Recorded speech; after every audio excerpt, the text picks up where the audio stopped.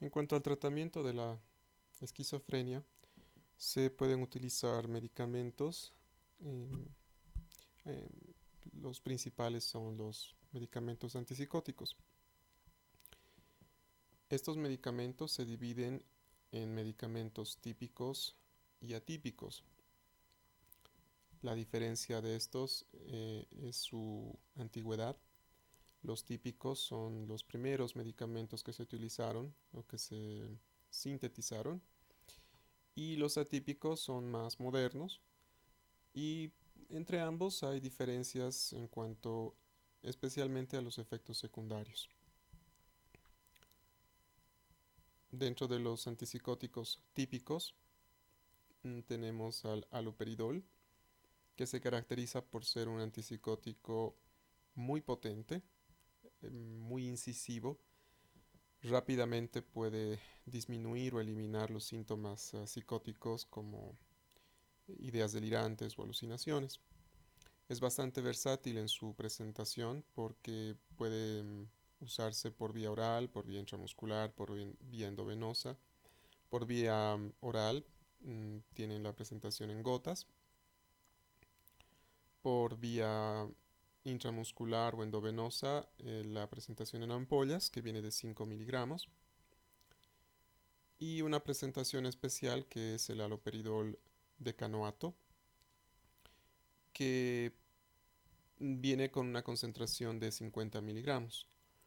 Esta solamente se puede colocar de manera intramuscular, nunca endovenosa, y tiene la ventaja de que es de depósito, es decir, que el paciente o la paciente que recibe la inyección no debe tomar ningún medicamento durante todo un mes, es decir, el medicamento se va liberando poco a poco en la circulación.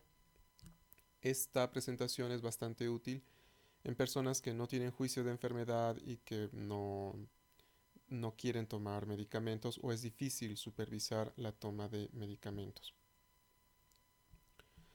Dentro de los típicos también tenemos a otro grupo de antipsicóticos que no son tan incisivos, tienen pero sí la virtud de ser muy sedantes, de provocar mucho sueño.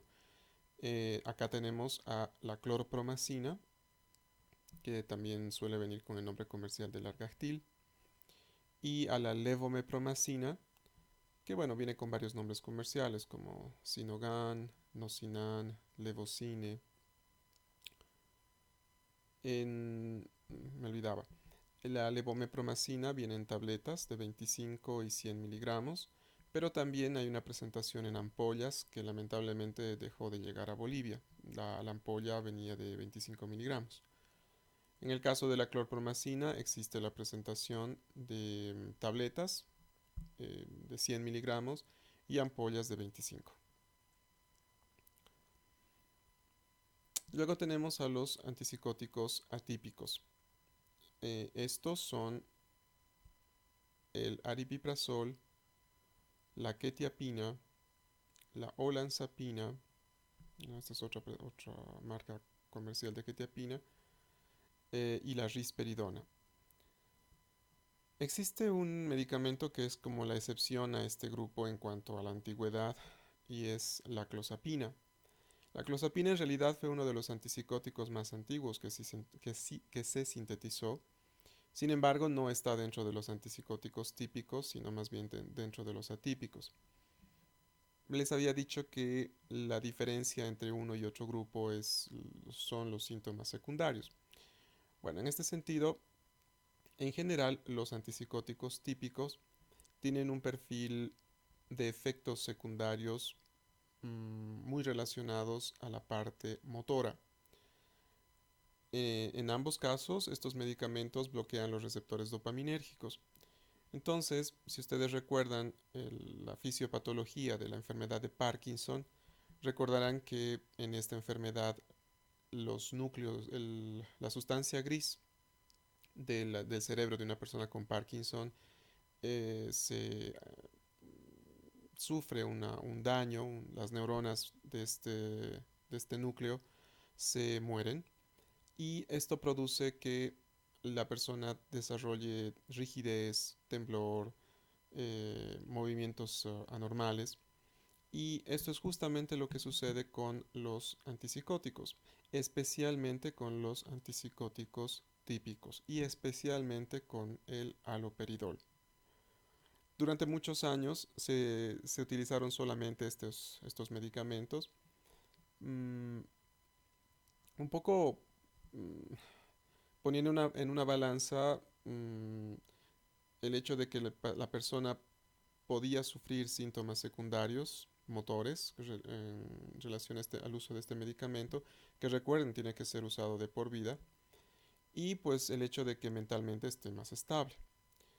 En los últimos años, las últimas décadas, se sintetizaron los antipsicóticos atípicos, que si bien bloquean los receptores dopaminérgicos, tienen otras acciones sobre otros neurotransmisores, como ser, por ejemplo, la serotonina, la histamina, eh, la, uh, la noradrenalina incluso, y que más que bloqueadores de la dopamina, también se les ha designado con el nombre de moduladores de la dopamina, en el sentido de que en algunos de ellos no es que solamente bloqueen la acción de la dopamina, sino que en algunos casos pueden controlar la liberación de dopamina de las neuronas presinápticas. En este sentido, mm, estos medicamentos no producen tantos efectos extrapiramidales o motores en las personas, pero el, el efecto secundario más desagradable o más importante de este grupo es a nivel tanto del metabolismo como de la médula ósea. Muchos de ellos pueden producir síndrome metabólico y especialmente la clozapina, puede producir una agranulocitosis a través de una falta de producción de elementos formes de la sangre y esto puede llevar a la muerte. De hecho, esa es la causa por la que luego de que se sintetizó y se vio estos efectos, por muchos años a la clozapina se la dejó de lado como fármaco útil para el tratamiento de la esquizofrenia. Últimamente, sin embargo, ha vuelto a utilizarse. Es un medicamento muy bueno en el sentido de que es quizás el más potente que existe y con el menor efecto de síntomas extrapiramidales.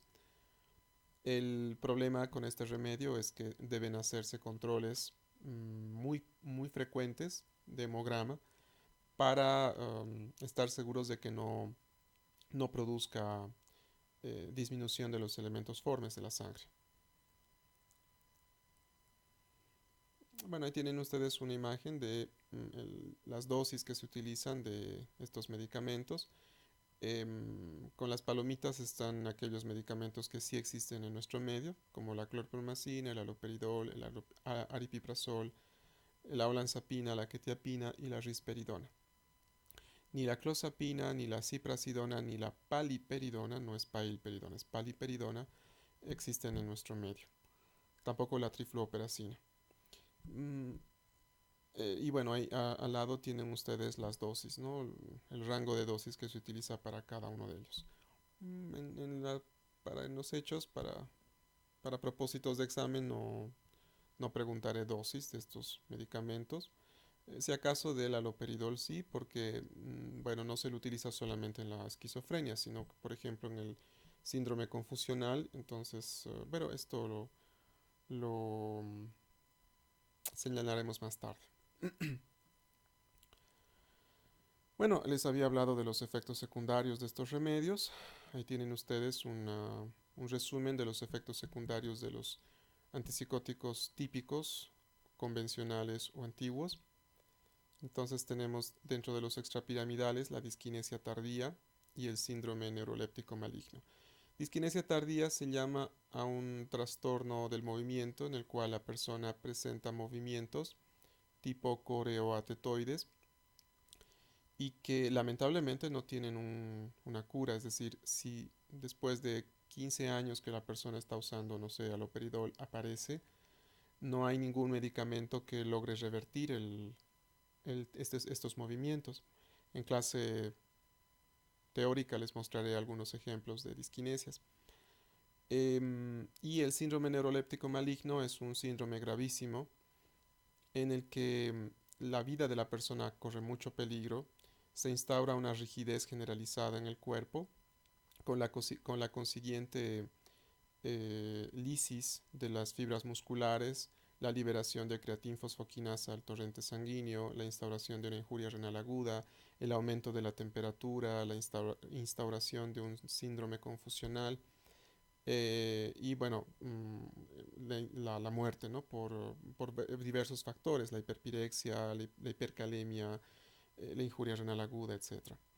En este caso se debe sospechar un síndrome neuroléptico maligno en cualquier persona, no importa la dosis o el tiempo que haya estado usando antipsicóticos, porque con una primera dosis de cualquier antipsicótico se puede dar, eh, pero que presente rigidez, alteraciones de nivel de conciencia y tenga el antecedente de haber usado algún antipsicótico, ¿no?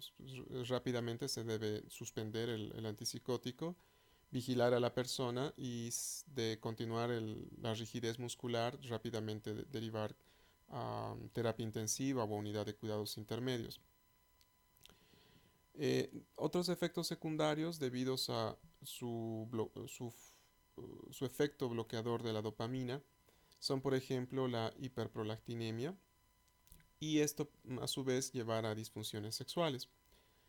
Dentro de los efectos neurovegetativos se tiene la hipotensión postural, entre los anticolinérgicos una visión borrosa, estreñimiento y retención urinaria y también se pueden presentar sedación y disfunción cognitiva. En el caso de los atípicos o modernos, les había explicado ya antes que los efectos más que todo son a nivel metabólico. Estos medicamentos suelen hacer aumentar de peso, producen dislipidemia y diabetes. Dentro de los efectos cardiovasculares pueden haber arritmias, hipotensión o hipertensión y bueno, la neutropenia y la agranulocitosis.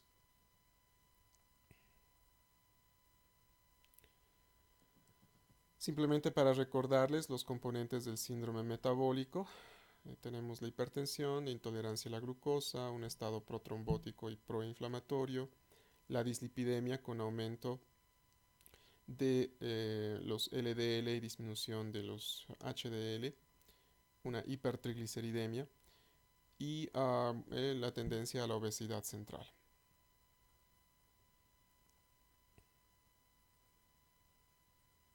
Bueno, en clase teórica les mostraré algunos ejemplos de alteraciones de la motricidad debido a estos medicamentos.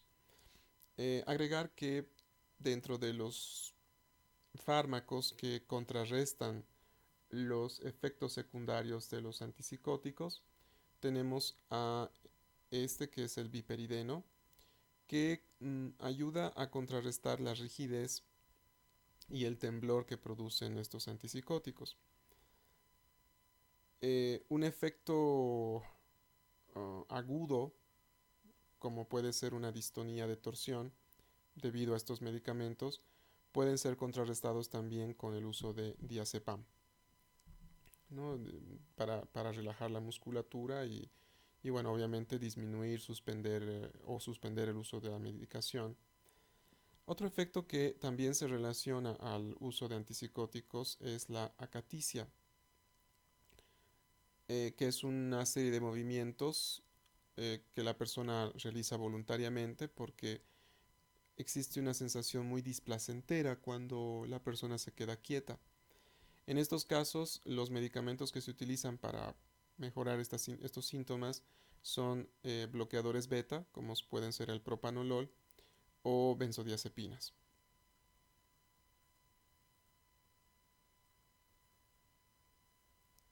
Bueno, aquí tienen ustedes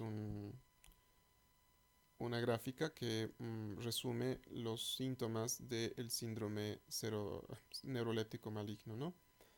Desarrollo de la rigidez muscular, aumento de la temperatura y antecedentes de uso de medicación antipsicótica, más dos de los síntomas siguientes, ¿no? Diaforesis, disfagia, tremor, incontinencia, alteración de nivel de conciencia, mutismo, taquicardia, presión arterial elevada o muy baja, leucocitosis y evidencias de lesiones musculares, ¿no? La creatinfosfoquinasa elevada.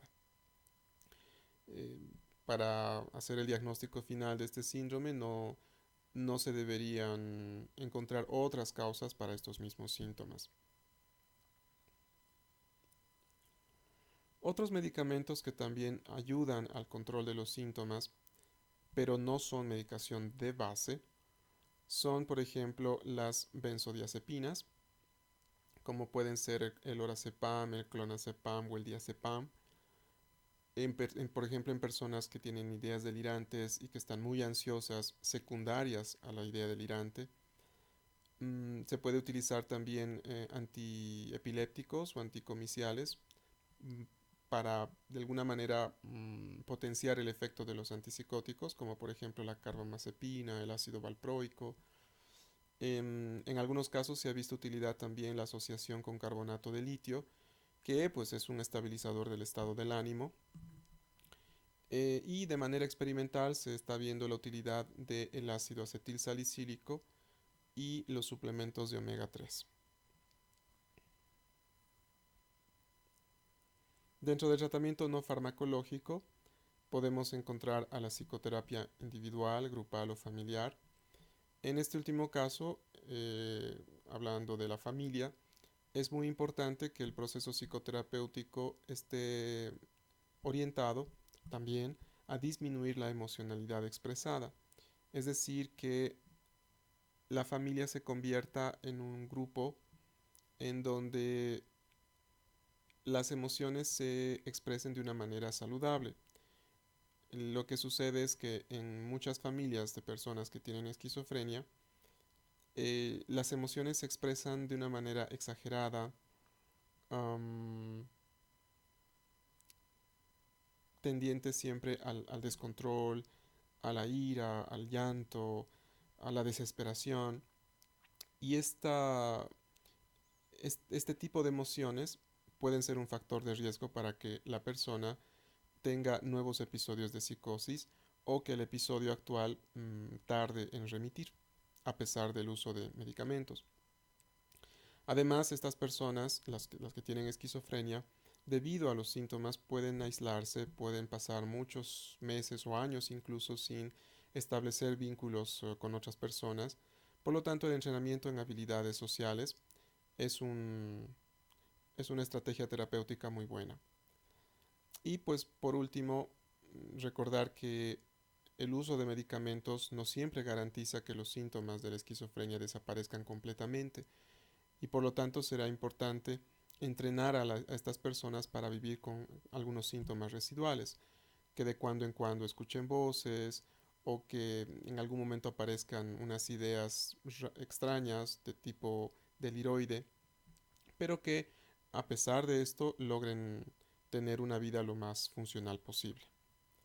Dentro del tratamiento no farmacológico también podemos mencionar a la terapia electroconvulsiva, que no es solamente útil en personas que tienen esquizofrenia, sino también en, por ejemplo, cuadros de depresión, obviamente depresión grave. Se utiliza en personas que no responden a la medicación y que su vida corre riesgo, por ejemplo, por riesgo de auto o heteroagresión, en personas que tienen catatonía, es decir, recuerden estas personas que en algunos momentos están totalmente inmóviles, rígidas, y en otros momentos están sumamente agitadas y verbigerando. En estos casos se puede utilizar la terapia electroconvulsiva.